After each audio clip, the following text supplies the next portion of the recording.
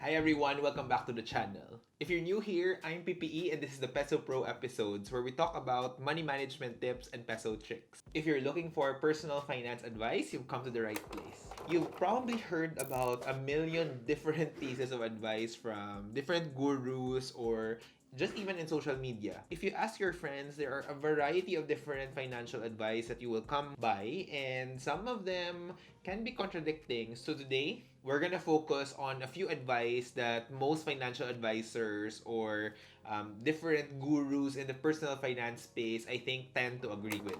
In thinking about personal financial freedom, we have to somehow think like how the rich thinks. If you think about money as something of a problem or something that even if you have it, you're somehow ashamed of it, then I think you're in the wrong mindset. Money can actually be a very, very good thing to have because it enables you to become a blessing to others and fulfill the different goals and dreams that you have for your life. Money, when earned correctly and earned through hard work, the opportunities you got because you put in the time to build a skill or the time to create value for others, money isn't really bad. It can be a great tool to actually have your own personal finance goals and make them a reality and also help others along the way. Having money isn't evil, even if all of the villains in the movies or in your telenovela tend to be rich. So, here are 6 tips of how the rich thinks, and wait until the end of the video because I'm gonna tell you a personal goal I had in my 20s that actually helped me turbocharge my personal finance journey. Tip number 1, focus on active income while you're young and while you're starting out.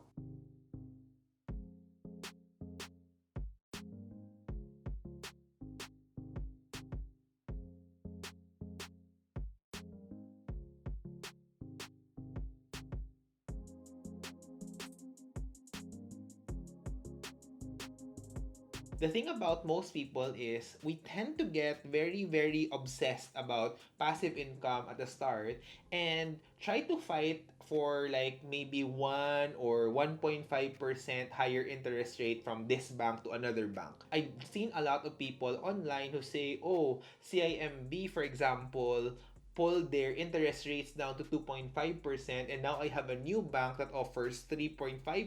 While I agree that the 1% is a bit of a difference, especially if you're talking about a big amount, in a lot of cases, if you don't have a big enough seed money, that 1% won't even make a dent. Put into perspective, every 100,000 pesos that you have in the bank, the only difference that you will get is about 800 pesos per year. That's about 1% less the withholding tax. So that 800 pesos, if you focus your energy in trying to find that 800 pesos, that energy would have been better served if you focus on growing your active income. Tip number 2 is that when you're thinking about active income, think about it in multiple income streams. In a research a few years back, what the US found is that the typical millionaire has 7 income streams to their name. Which means if by now you're just living off one income stream, which is basically your salary, then you're probably missing out on other opportunities. What does this mean?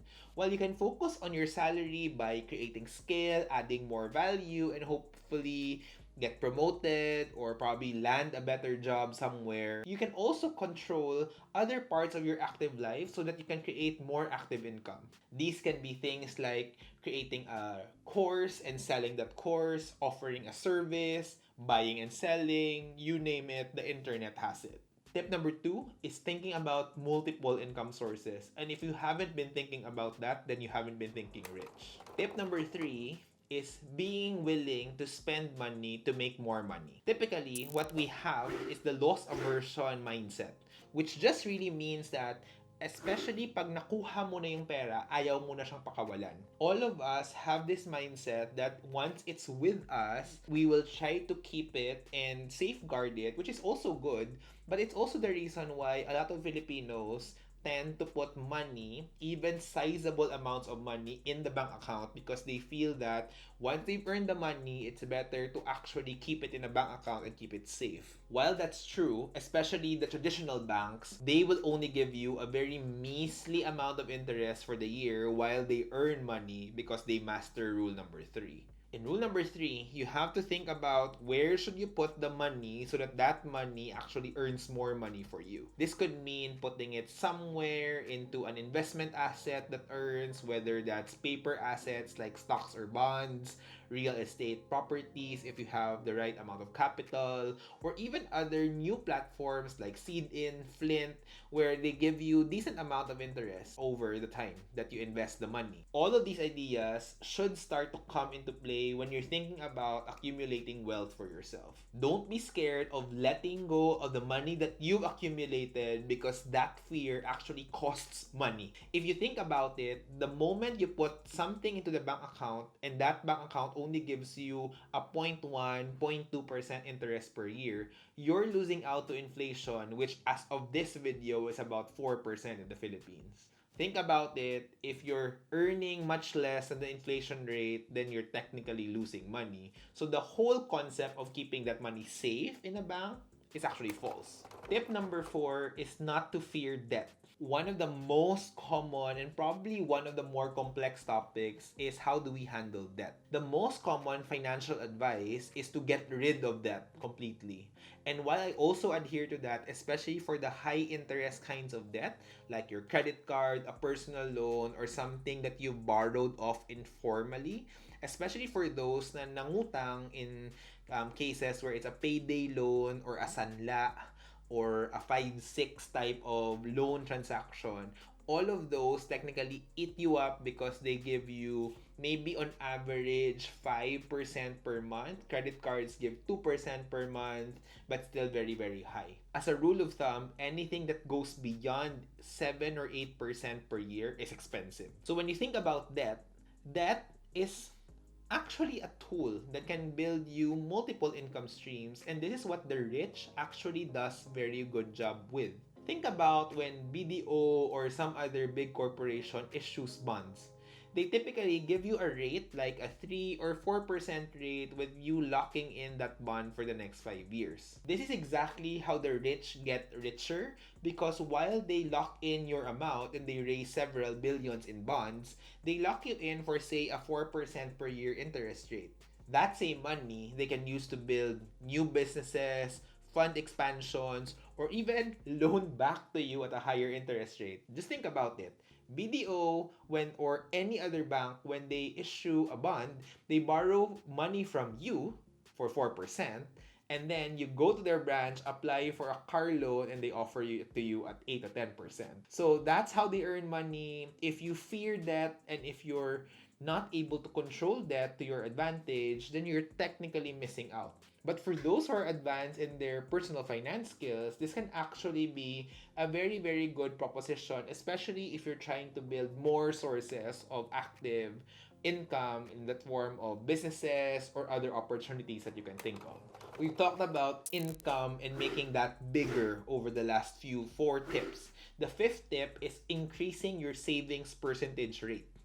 This means that while you're trying also to build your income, at the end of the day, regardless of how big this income becomes, it doesn't make any sense or it doesn't make any difference in your life if you spend all of that in one go. The key to financial freedom is increasing your savings percentage rate so that you're putting in more money into your future funds rather than spending it all on something. Now, there are multiple ways to increase your savings rate.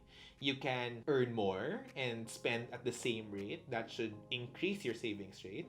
Or you can earn the same but spend less, which I think is the more conservative, more commonly said rule, right? Live within your means or spend as little as you can. There's also a third combination, which is, I think, the best one, which is to still grow your income by adding multiple income sources or doing really well at your job so that you get a promotion or you get more opportunities. And also managing your spend to be lower so that the gap, which essentially is a savings rate, becomes much, much bigger. This savings rate allows you to invest and save for the future and turbocharges your nest egg so that you have more money to make work for you instead of waiting forever to actually save that money and run out of time before you want to go into retirement. The sixth tip that I have is to build your network and connections. While it's all good to learn how to have income sources and save money and being very conscientious or even at a point frugal in your spending, all of those are recipes for success. But building a very, very strong network of both network that will support you in your endeavors, meaning coach you, guide you, motivate you, or inspire you, and the same network that will actually connect you to multiple other opportunities. This one, I personally felt I didn't do as much when I was younger, and I hope I did. By making connections and being open to people and assuming positive intent while maintaining a certain level of skepticism, meaning i-assess nyo pa rin if the person is actually genuinely willing to help, and so that you're not being able to expose yourself to traps like scams and other schemes. But in general, if these are people well within your circle, vetted by your friends or your family members, then there's a good chance that you will learn something from these people. What can happen is that sometimes what you have actually complements what they have and you can partner together. And in that partnership, you're being exposed to the power of the unlimited capabilities of connections, because once you make those connections happen, then all of your ideas can actually become a bit simpler to execute versus doing it all alone. The last and bonus tip that I can give you when you think about how to think rich is actually something I did in my earlier years. This is to build an aspirational goal. For me, saving 100,000 pesos then was an aspirational goal. And I knew it would be tough given the level of income that I had and the expenses that I had when I moved to Manila for work. What I did though was when I set that goal, I actually created a plan to reach that goal in a certain amount of time. So let's say I personally set a goal of reaching 100,000 pesos of savings in 6 months. That was a bit scary for me then when I was a new hire, new to the company. And so I had to do a lot of planning to actually get to that goal. When I reached that goal, it actually told me a few non-verbal things. One, made me feel like I can actually do something to achieve a goal that I was scared of. And that's, I think, very, very important, because as you do more of those, then you become more confident in what you can do. Second, after you reach 100,000, it seems like, at least paradoxically in your mind, that 1 million is much closer than you think. Before, if you didn't have any money in your bank account, then you would think like 1 million is probably impossible. I also learned this from other friends who started with a goal of, say, saving 10,000 pesos because they never saw 10,000 pesos in their savings, let alone an excess in their income. When they saved 10,000 pesos, the next 10,000 pesos actually became a bit simpler to reach, even if it really required the same effort. It just means that by proving to yourself that you can stick to a plan and reach a certain goal creates a habit that you can perpetually improve and keep on doing so that you reach higher goals. Sooner or later, you'll actually see that saving money and seeing an increasing balance in your bank account, in your investments, actually is also gonna make you happy, similar to maybe spending it all on different kinds of items and different things on sale that you typically buy online. Those are some of the ways I think that your money mindset will really define the future of your personal finance journey. Once you stick into these kinds of tips and change your mindset about money and seeing it as an opportunity to help others and be a blessing, I think that's gonna create a pivotal change in how you see wealth and financial freedom in the long term. I hope those gave you some tips. And if you want to learn more about how to grow your money and a bit more practical tips on what you can do on investing, please head to these videos next. And these videos should help you with practical next steps on how to get on with your personal finance journey and reach the next milestone, whatever that may be for you. So click on these videos now, or if you need a finance coach, feel free to email me at hello@thepesopro.com and I'll try to get back to you as soon as I can. So go ahead, click on these videos and I'll see you there.